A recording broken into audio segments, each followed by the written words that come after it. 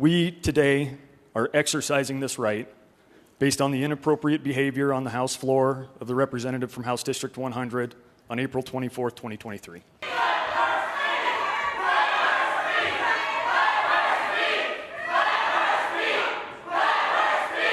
This behavior violated the collective rights and safety of 99 other members of this body, our staff, our pages, and the public. And I rose up in defense of my community that day, speaking to harms that these bills bring and that I have firsthand experience knowing about. And when the speaker asks me to apologize, what he is, on behalf of decorum, what he is really asking me to do is be silent when my community is facing bills that get us killed. He is asking me to be complicit in this legislature's eradication of our community, and I refuse to do so, and I will always refuse to do so. Clerk, record the vote. Mr. Speaker, 68. Representatives vote aye. 32 have voted no. Motion passes. Majority Leader Vinton. I move that pursuant to Article 5, Section 10, Sub 1 of the Montana Constitution, the House of Representatives finds that the representative from House District number 100 clearly violated the rules, collective rights, safety, dignity, integrity, and decorum of the House of Representatives on the floor of the House on April 24th, 2023. Based upon this finding, the representative shall be disciplined, and the terms of this discipline are as follows. The representative from House District number 100 will no longer be admitted to this floor, House anteroom, or House gallery. The rights of the minority and the majority both must be protected.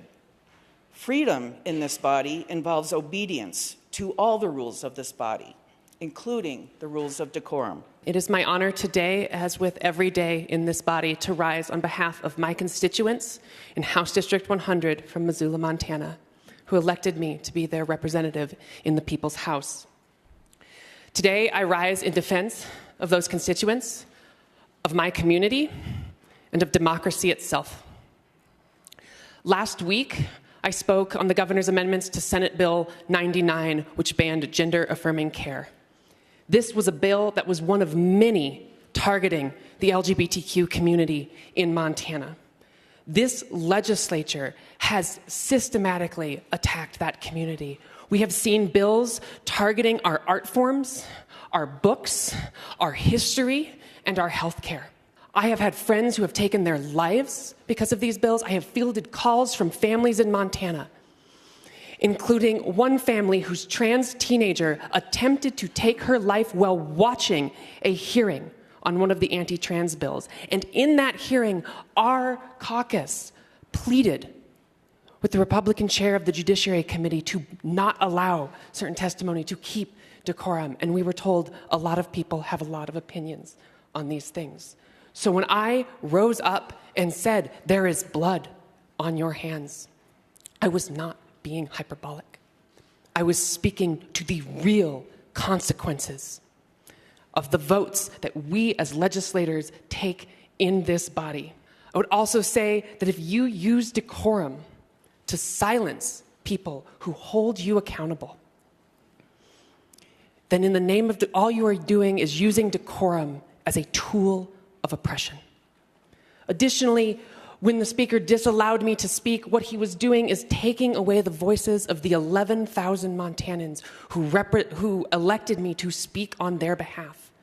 And when I continued to not be recognized, what my constituents in my community did is came here and said, "That is our voice in this body.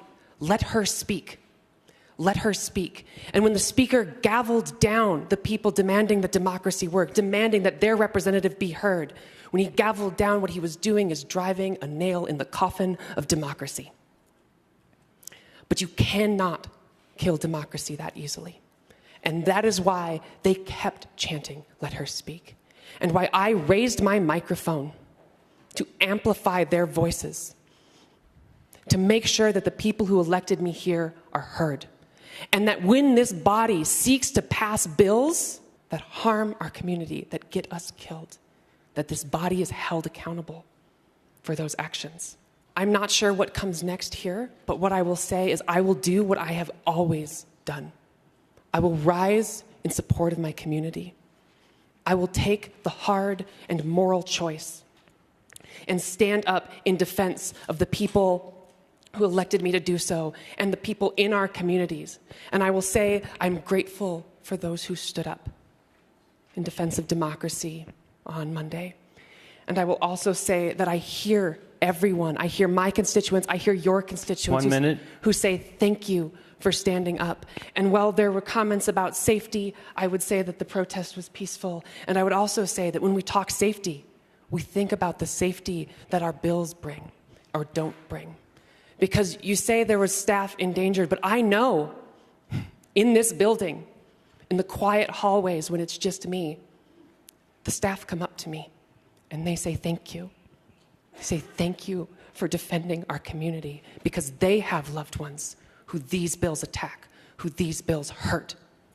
And I will always stand up for them.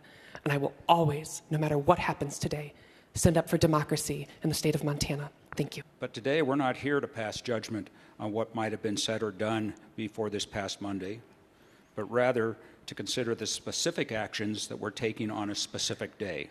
As a consequence of the representatives' actions, the orderly workings of this body had to be suspended so that we could not proceed with doing our duty, which is to conduct the business of all citizens of Montana. This is an assault on our representative democracy. Spirited debate and the free expression of ideas cannot flourish in an atmosphere of turmoil and incivility. There's a lot of events that happen not only in this body, but over in the body of the Senate in the last 21 years, as well as the 21 years and 11 sessions I've seen here. This is nothing compared to some of the events that occurred that we're making this as egregious as they are. We had a Democrat leader that sat right in that third row there, fourth row, almost go fisticuffs with the representative on the other party on the other side over there. And the Great Falls Tribune even has pictures in their gallery that had them going at it. That was uncalled for. That was so much unrest here. Why weren't they taken to the level of this? We are picking one person in this body for something that she believes is right. The one situation that she stands to represent the same amount of people that I represent, the same amount of people that she represents, he represents, her, she represents, down the line. But yet we stand in solidarity with each other to the level of where we should get along. That's what it is. All those in favor of the majority leader's motion, vote aye. Those opposed, vote no.